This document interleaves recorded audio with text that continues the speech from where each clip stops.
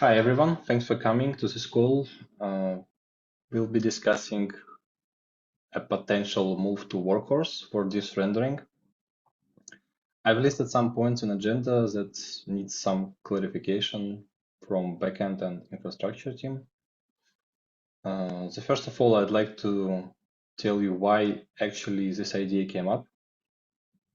So we've tried different ways to speed up rendering in Ruby and Rails.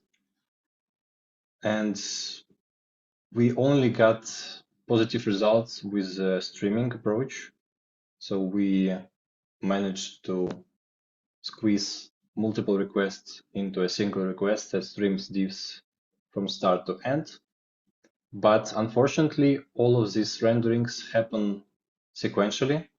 So you cannot skip rendering a big file if you have 20 small files ahead of you. So this was quite slow. And we started experimenting with rendering these files in parallel. Unfortunately, it seems like Ruby doesn't like parallel programming a lot, and it didn't bring any benefits. I've linked the attempt to try this in Ruby from Patrick,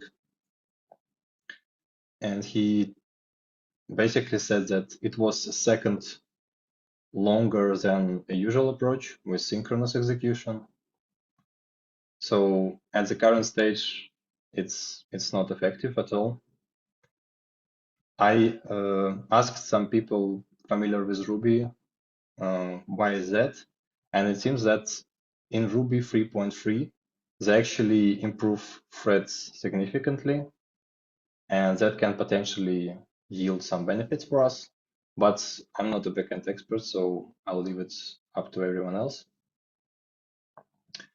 I'm going to go out on a limb and say probably not. Like if we're talking about the generation of diffs, as far as I can tell from the things that you shared on the issue, it's a CPU intensive task.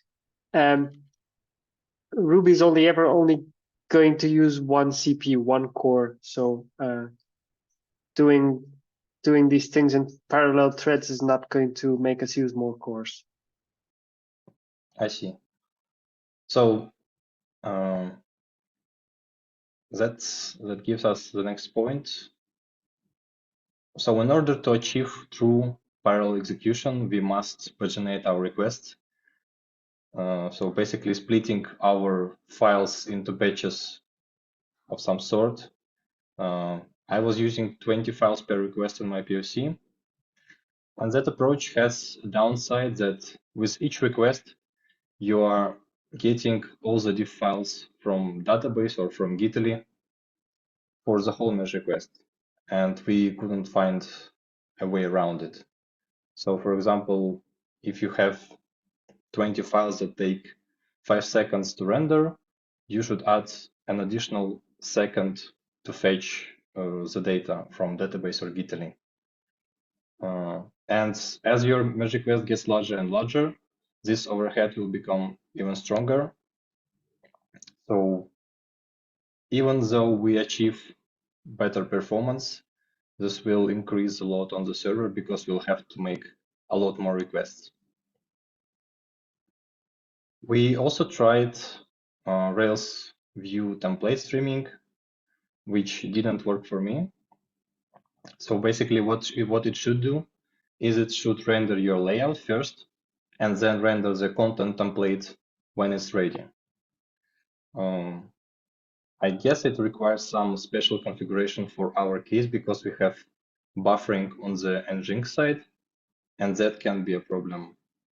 At least for now, it didn't show any results. Also, since we are rendering diffs in the document, this will eventually result in increase to the time to first byte. So basically the time when you start requesting and you get the first byte from the server. And that itself delays how fast you can start your asset requests. So we'll be fetching CSS and JavaScript much later than we did before. And then came the idea to move all of this stuff to Workhorse.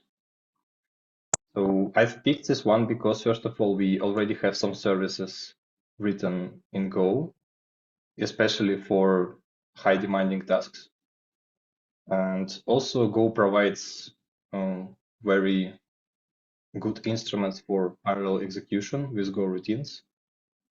So if you want to do stuff in parallel, Golang seems like a good choice. And I've identified stuff that we can do in parallel. For example, we can render layout on Ruby side with a separate request. We can request merge request metadata, which includes permissions and commit hashes for a merge request.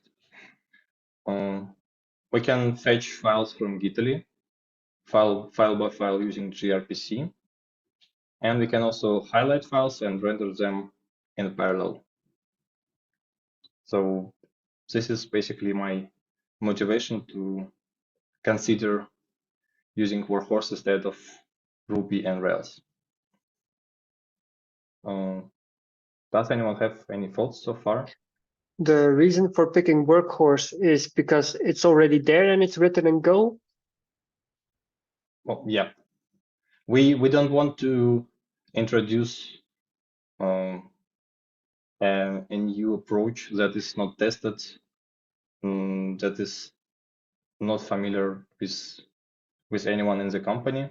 So for example, for this specific case, we could go with a node server, which would be a much better fit, but that requires setting up a Go server, maintaining it, figuring out all the problems. So yeah, that comes with a much bigger overhead on the side of implementation and maintenance.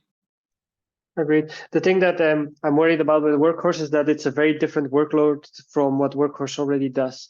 Workhorse generally is used for keeping a connection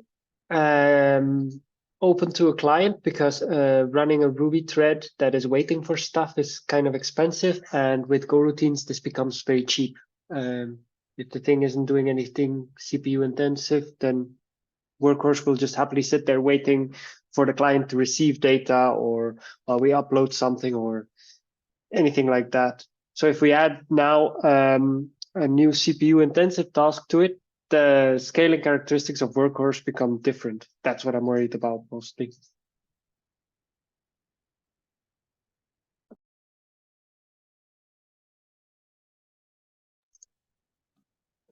Maybe That's any other considerations?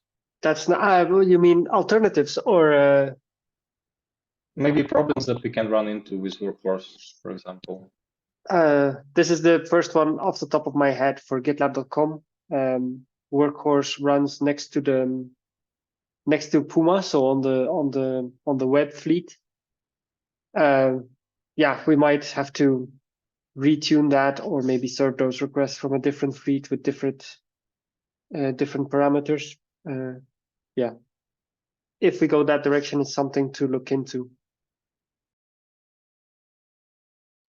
One other thing that I think about is how much of this time spent rendering diffs was actually on the CPU. Like Ruby does the whole thing sequentially, so that means it does. That's actually your next point there. What's in the critical path? Like how many database calls does it do sequentially, and how many times does it wait for data to come from Redis, and how many times does it wait for data to come from GitLab?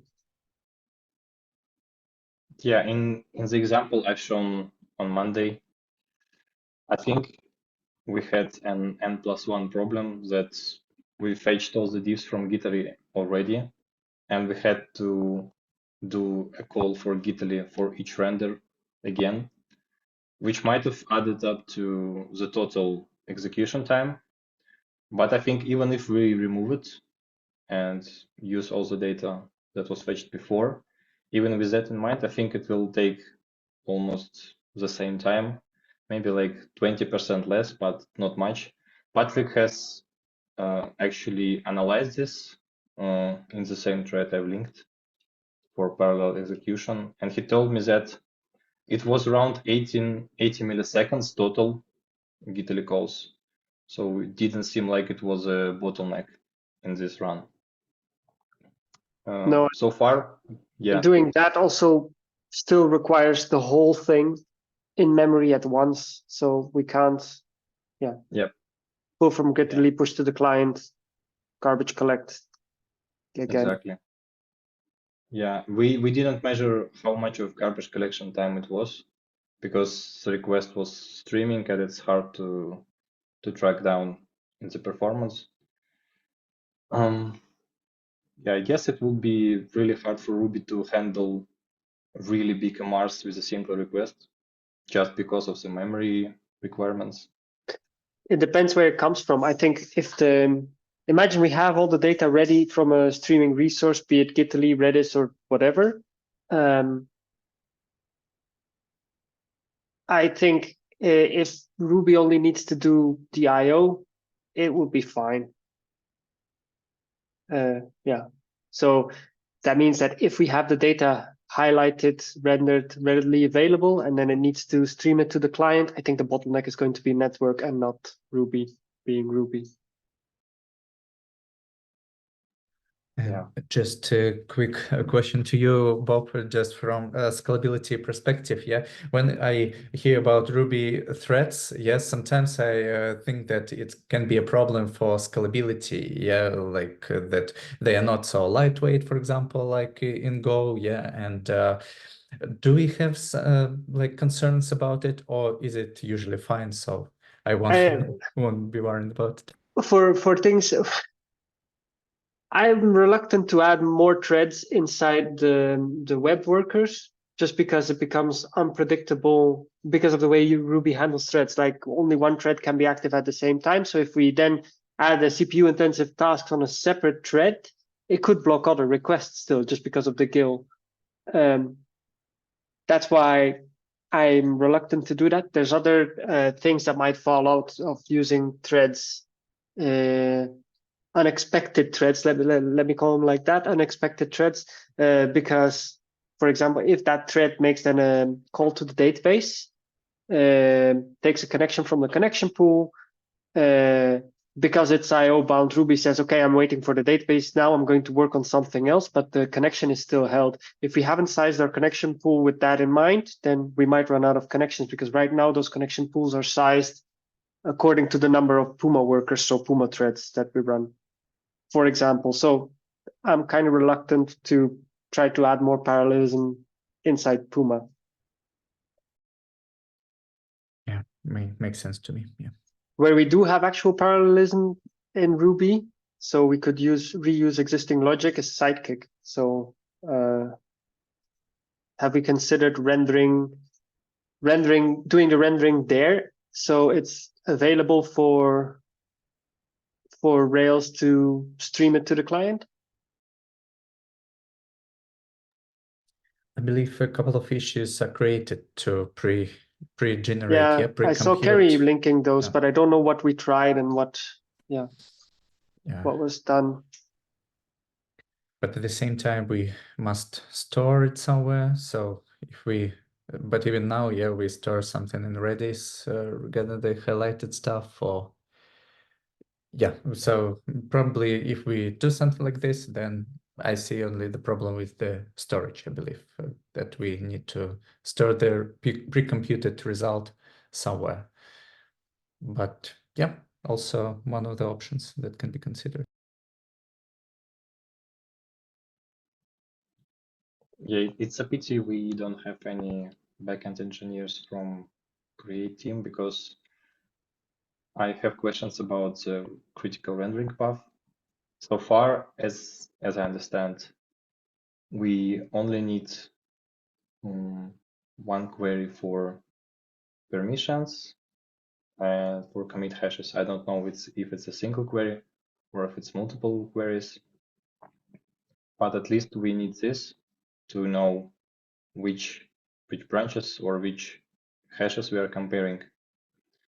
And I also believe this stores the whole diff in the database already. So we can potentially even remove it from database to make the request faster. And if we don't have a compare, we need to make a git call to fetch the whole diff. And then we need to highlight the files and render our view templates. Yeah, it would be really cool to know maybe something is missing from this equation, because so far it seems like we can extract almost every part of it except for permissions and commit hashes query, which must stay on the Rails side. I'm not sure, but isn't there some content also cached in Redis already? Like when you load contents of a file, or is that only for rendered markdown and stuff? Igor, maybe you know this better. Yeah, as far as I remember, we had something like highlighted diffs in Redis, and but I'm not sure whether it was removed or not. So I plan to quickly check it now.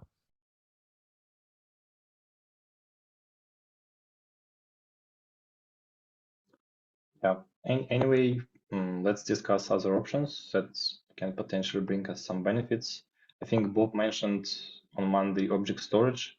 I was wondering how it can help us with performance, what we can store there, and what makes sense to store there. I mentioned object storage as an alternative to Redis, because Redis, like, I don't know, I responded to, I think, Patrick in a separate thread. The reason I mentioned using object storage rather than Redis is the size of the data that we would store. Yeah, that's storing that in Redis can be cumbersome and expensive. I'm going to find the discussion and link it from the agenda later. If it turns out that the keys are not as big as I'm afraid they are, then using Redis, and especially now that we've have Redis cluster in production, could be an option, because we can horizontally scale that, but just increasing the size of the cluster. So maybe Redis becomes an option again. The advantage of object storage in combination with Workhorse is as well that we could use one of those clever rendering tricks that we do before, like we have Rails hand off the request. What was it, like a send data kind of method that we already have, and then Workhorse pulls the data from object storage to send it to the client. And we actually have we call it dependency proxy. We have a feature like dependency proxy at GitLab. Exactly. And Workhorse, for example, implements this feature, and it's actually like the first call to dependency proxy. It works like we fetch the response upstream and also cache it in our object storage at the same time. So like potentially it could be something like this, that for example, for the first call, we like render diffs and send it to the user, but at the same time we cache it in the object storage. So some logic, something like this we have already, but yeah, just to mention. Or perhaps like an ID similar to that, but we have Rails render the diffs asynchronously, so in Sidekick, where we could also parallelize the task a bit, and then we have Workhorse, like Rails renders the diffs in Sidekick, stores them in object storage. Workhorse, when a request comes in, Workhorse comes to fetch the diffs, send them to the client. Could also be an object, an option. Interesting. I wonder if object storage allows to stream data from it. For example, as you've mentioned, if we, for example, split the task in Sidekick, for example, try to highlight in batches, would we be able to retrieve this data as soon as it gets to the object storage? Or should we wait for the whole thing to be finished before we can access it? That depends how we access it. I think we can get chunks. Yeah. The only thing there is that we have a disconnect between the requests, so we will need to basically keep our diffs in object storage up to date as soon as the merge request gets changed. So every time on post receive, we already run a bunch of Sidekick jobs that makes you see the changes. So part of that process would be new workers that generate the diffs.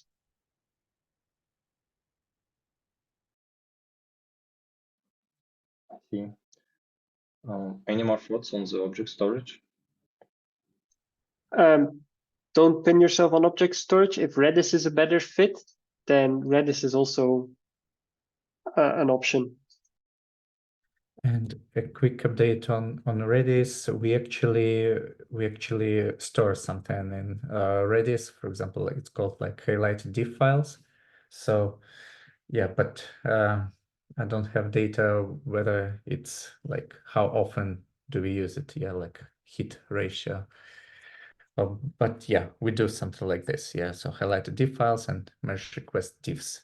So with that in mind, I'm actually like surprised that highlighting is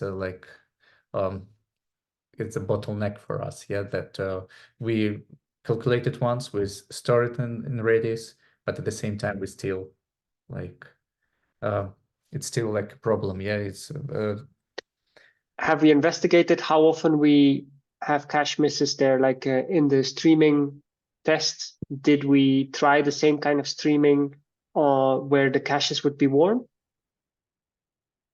To be honest, I don't know about those tests. So maybe Patrick did something like this. Everything we've tested so far had all the caching disabled. First of all, because we were using templates coming from commits page, which are significantly different from what we have on the merge request.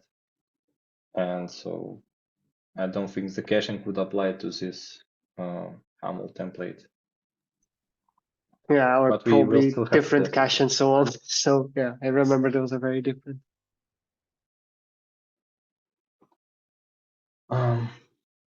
Okay, so next point is for Gitali.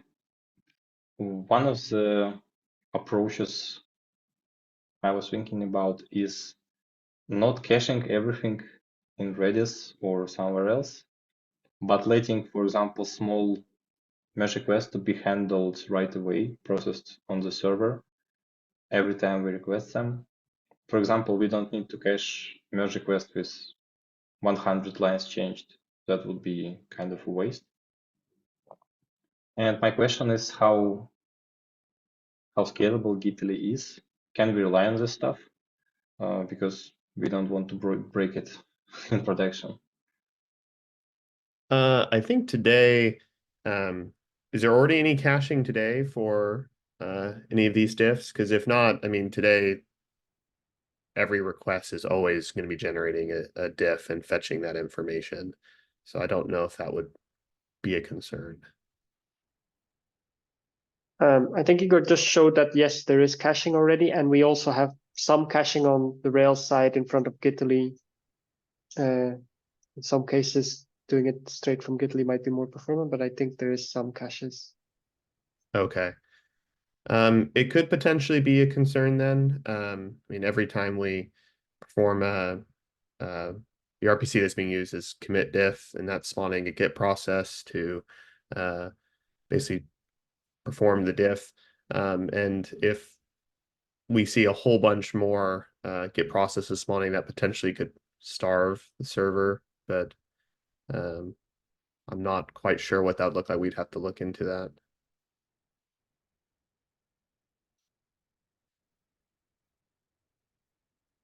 Yeah, that's good to know. Yeah, it seems one other concern I would also like to raise here is the way Gitli scales now. For now, one repository is only ever present on a single Gitli node. So that means that if you have a bunch of repositories on file canary 01, which is our known bad Gitli box, we can't scale that out. So then you need to render a lot of these small diffs or like stream a lot of these small diffs straight from Gitli through Workhorse to the client. there's a ceiling there that we can't easily raise. If the box is full, the box is full. And then we need to move repositories onto a new Gitly node. While, for example, with the Redis cache that I just mentioned, if we see Redis CPU or memory saturation upcoming, we add another Redis shard to the cluster and have the thing rebalance, and that's a thing that already exists. I know Gitly is also working on stuff like this, but as far as I know, it's not ready. Yeah, at present, for really hot Gitly servers that were having a ton of merge requests or diffs being performed, that load wouldn't really be spread across multiple nodes or anything. So it could make some nodes, particular nodes, very hot, and it would require a lot of manual work to change how those repositories are stored.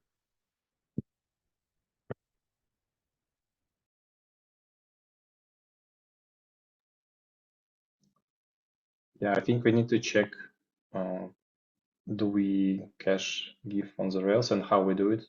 Maybe we can reuse the same cache with Workhorse, so we don't saturate Gitly nodes as much. I was also wondering, we were discussing paginating Gitly. Is it something that is possible already? So, not exactly. I did have one follow-up question, because I noticed you mentioned that you mentioned trying to paginate with like 20 files per request. That's not something you're already doing with commit diff, correct? It was just something you were looking for. We only paginate stuff on the front end. So front end makes a call to Rails, and Rails doesn't paginate the Gitly calls themselves. So we just request the whole thing. Okay, yeah, that makes sense then. I was to make sure I wasn't confused. Yeah, so the existing RPC that generates the diffs doesn't really paginate them. It streams them back as they're ready, but it does it for between the commits, all the files. So ideally, we'd like to be able to do a subset of files, like 20 or something, and just send those back, and we could have multiple RPCs invoked just to get all the information. That's something I'm working on right now, but it isn't yet a feature. There are some challenges on Gitly's side, namely, there isn't a way for us to use a single Git process for multiple files that I'm aware of at this point. And so each file would necessitate in its own Git process being spun up to perform the diff. That might be fine for now, but we're gonna have to do some more testing and see. But we are changing, introducing some new RPCs to be able to accommodate this pagination of diffs. I see. Could I ask you, Justin, to link to the efforts that you're working on so we also can track it? Yeah, let me grab that real quick. If I'm not mistaken, but I don't know the exact details, but I know there is a part of Gitly of the diffs. The merge request diffs is also stored in the database. The merge request diffs files table, I think is one of them that actually like holds on the diff for inside the merge requests. I'm not sure how it's used and where it's being how it's being populated, but it seems to me that's also part of how we use cache in a database, in the Postgres database, which is not great because I know it's one of the larger table in in our database cluster, but that's something to keep in mind. Yeah, I think Igor will probably correct me, hopefully, but I think those caches diffs, but they're not highlighted or anything like that.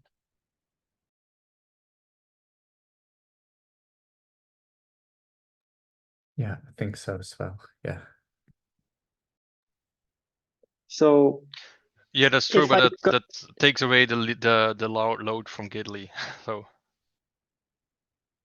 yeah, into another resource that's hard to scale. No, so I think we need We to were get a asked little if bit of. Gitly could keep up with this, and I just say, okay, we can sort of, because we have our diffs already loaded into the database, which I think we need to. which still I don't think is great. I think we need to get a handle on what exists now and where data comes from, because if we currently have like if our diffs are currently going to Gitly once, populating the mrdiff files tables in the database, and then populate the cache in Redis with the highlighted diffs, and those get served most of the time, then I don't know how much further we need to look into moving this into Workhorse or anything like that. But instead figuring out how to optimize so we can stream the stuff from or several layers of caching without having the like, yeah. I've linked a slow merge request example in the agenda. You can try it out. It basically takes a 16.2 branch of GitLab and tries to merge it into master. So it seems like even if we are caching stuff, maybe we are not doing that efficiently enough, or maybe this particular MR is not cached. I don't know. But as you can see, it takes quite some time to see anything on the page. And that's the main problem we are trying to solve. So even if you have like 700 files changed, it shouldn't take you like 7 seconds to see the first file. Do we have a breakdown, like a trace of time spent on various parts? I know I've seen some discussion of that, but do we have like a kind of a listed out where we're spending most of the time? Yeah, I think I've linked it in the Workforce issue. Bob asked for like some Yeah, trace as I'm well. looking at the trace of the slow thing that Stanislav just linked. I can share my screen if you want. Yeah, that'd be interesting to see. So here's the application, and I think this is our diffs batch method that's loading the diffs. That's the controller. And then here we're doing a whole bunch of serializing, and that's serializing into a JSON object, if I'm not mistaken. That starts here. Yeah. And then here is the highlight cache and so on.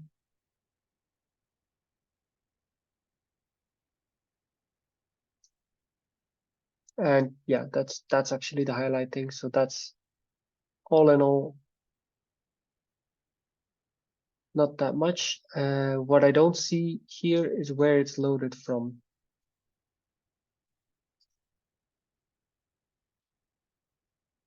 Diffs in batch.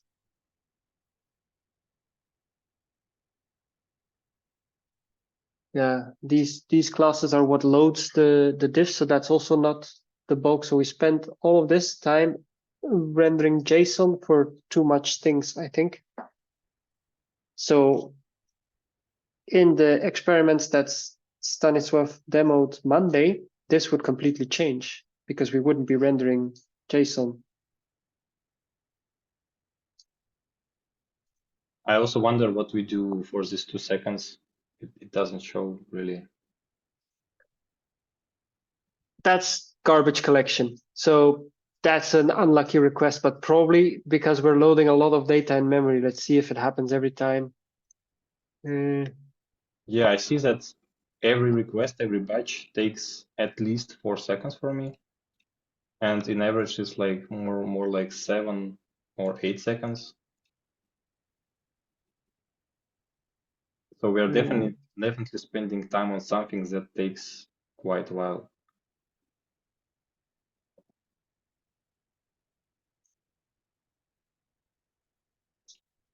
Igor, do you have the performance bar on production right now? Can you check if we are using highlight cache maybe?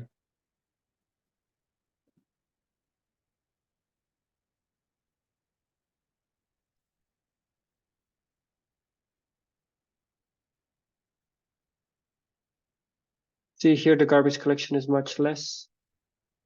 I don't know, that's 2.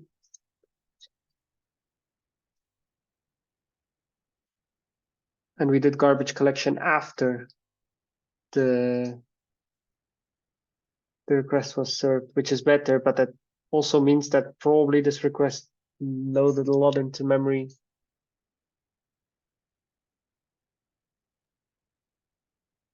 We are using like we perform Redis calls, but what surprises me it's that we have an expensive. Maybe I can quickly show that we have an expensive GitLab RPC here, which is called list conflict files, which is performed like 3 seconds when I load this pkmr. So it's probably the reason why this request is so slow. And that's probably just to show the banner there. Yeah, that's true. Now I don't see it, but here, yeah, the first one. So yeah, like this one, and yeah, it's somewhere here. But yeah, it's an interesting point that we have this slow request that is probably not cached. So maybe we can also work on removing it. Or yeah, remove that. But also, I think all of the work that we do now, like because as we've seen there, we need to load different pages. If we didn't have to, because every page we load, we need to do a bunch of busy work again, no, like permission checks and things that aren't cached. So with streaming, that would also be solved, I think. It's going to be solved, but at the same time, it's not going to be much faster just because it's done sequentially. Like, imagine you have a file with 1,000 lines, and after that you have really small files, like 10, 15 lines. So we'll have to wait for this particular file in order to start processing these smaller ones. And yeah, it's not going to be efficient, I think. And I think that's part of the reason why we have this batching, because it allows us to do some stuff in parallel, like simulate some parallel execution at the cost of higher load. But I think the batching, like I don't remember now but aren't the requests done sequentially as well?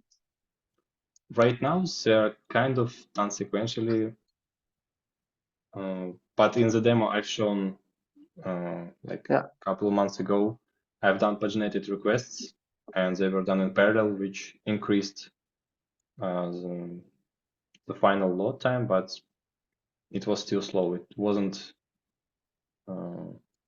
significantly faster than right now. Yeah.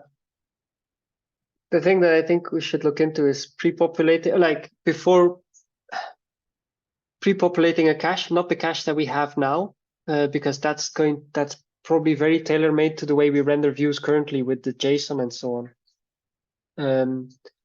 But if we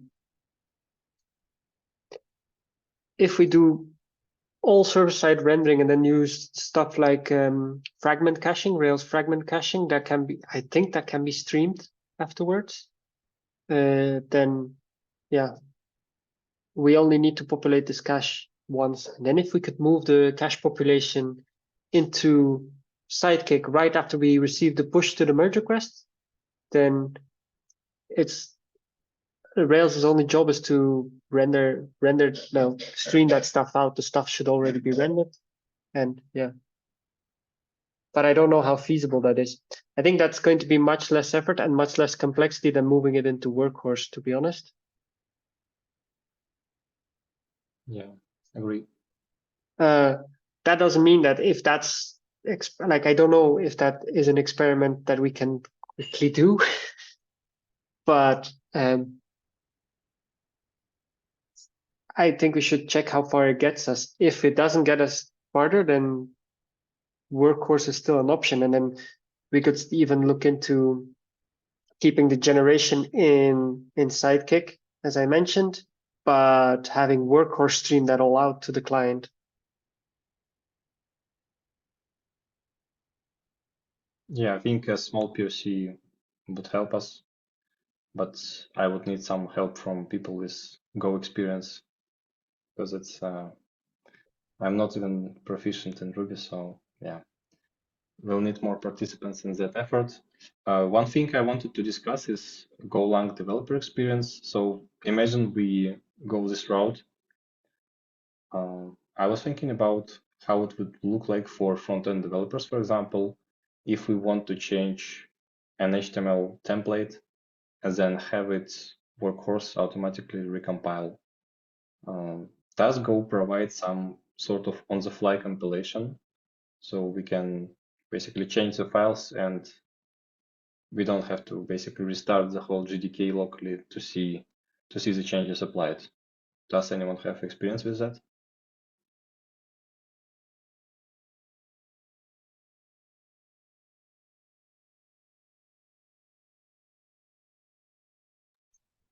I think for now, I don't. Somebody might correct me, but that's how I've been doing it. I just restart Workhorse after changes. Well, Yeah, recompile Workhorse yeah, and restart recompile it. and restart. But when Stanislav mentioned changes in a template file, then I imagine if, for example, we change something in a template, so we don't need to recompile Go code because it's still like, yeah, it takes the But same changing template. a template like a Rails template now doesn't require restarting the GDK, as far as I remember. Mm-hmm. I think Yeah, it will yeah. require restarting Workhorse because, as I can imagine, it won't read file on each request. It will just store it in memory, or it will compile it with the Workhorse as well, and just use that. So I don't think we'll be reading. I thought that Rails would be the one rendering the template, and then Workhorse would be magically inserting the diffs into like a placeholder or whatever inside an already rendered template. So Rails renders the template with the placeholder where Workhorse should put the diffs. Wasn't that the idea? No, the idea was to get rid of the Rails rendering completely because it's sequential, first of all, and move it to Go and let it run in parallel. So we, for example, can highlight 4 files at a time and just render them as soon as they're ready and send them back to the server, to the client. And I think Rails or Ruby can do it right now. And that's the biggest problem. When we're talking about template here, what are you talking about? Because I was talking about like the application template, the whole layout with the placeholders for the sidebar and all of that. That's also moving to Workhorse. No, that stuff will be still on Rails. So for example, we have a layout, your sidebar, your header, breadcrumbs, footer. That stuff will be on Rails, no matter what. And we clear the content side of it. So when you see all your title, not title, but all the diff list, like where you see the diff files, it will be so clear. The header of the file, the diff itself, whether it's side by side or not.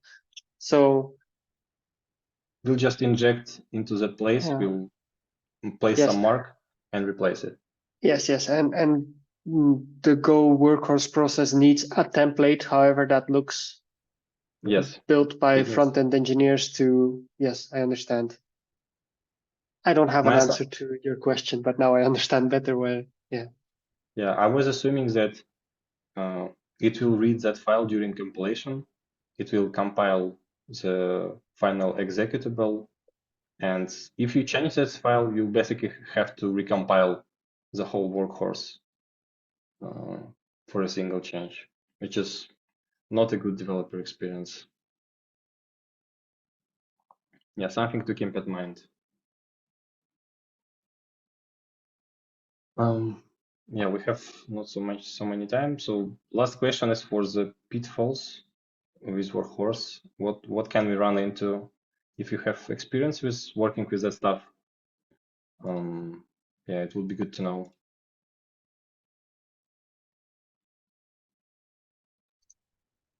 I mentioned some things from the scalability perspective, but from development perspective, I haven't done anything as front-end heavy with Go or Workhorse. I don't know if anybody else has. As far as I know, Workhorse doesn't do anything like that now.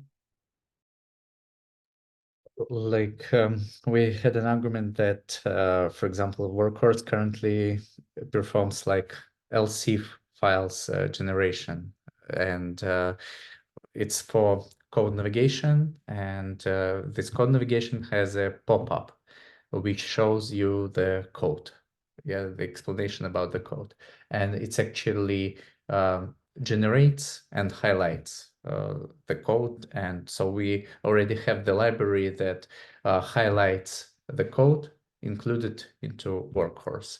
So something like this already happens on Workhorse. It's one of the arguments why we can also reuse it for not reuse it, but do something similar for diff highlighting. Yeah. That's really good to know. Thanks. Do you know which library we are using to highlight files? Yeah, the one that Patrick mentioned, it's called Chroma. Chroma, okay. It's for Go language, and yeah, we highlight it using like this. What feature is using that? Where can I see that? Which feature? It's called code navigation or Yeah, how can I see that? Because the languages that I use don't support code navigation, so I never really see that.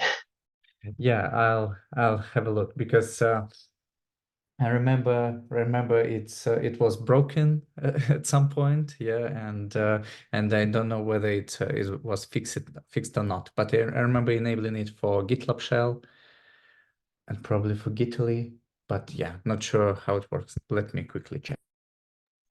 No, don't rush. Can link it to me on Slack later. I don't think it's important for now.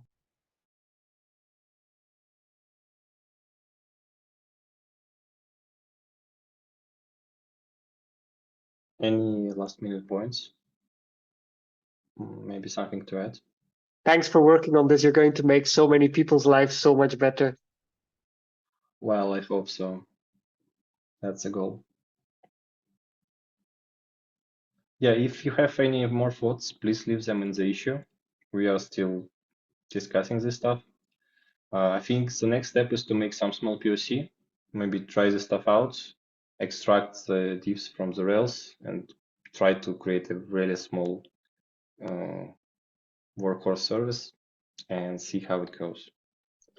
Do you think it's worth to also create a proof of concept with streaming from a cache, pre-populated cache? So similar to the experiment you did on Monday, but with with streaming from Redis, for like Redis, if that's the easiest, or whatever other thing. Yeah, we could do that. I think it's definitely on the list to stuff to try out. I think we'll try both caching on the Redis side and also give another attempt to Rails streaming for the template views. So we try to render layout first and then content second. We'll try it out and then again. perhaps maybe even a test with rendering from with the streaming from Workhorse, but with content from Redis rather than content from Gitly, stuff like that. Yeah. Because of and then some information on the size of these things would be handy for making the decision if we can do these small things using Gitly only or not. Yeah, that's also important to figure out. Thanks everyone. This This was was really fun. productive. Yeah. Thank you so much. And see you next time. Bye bye. Bye bye.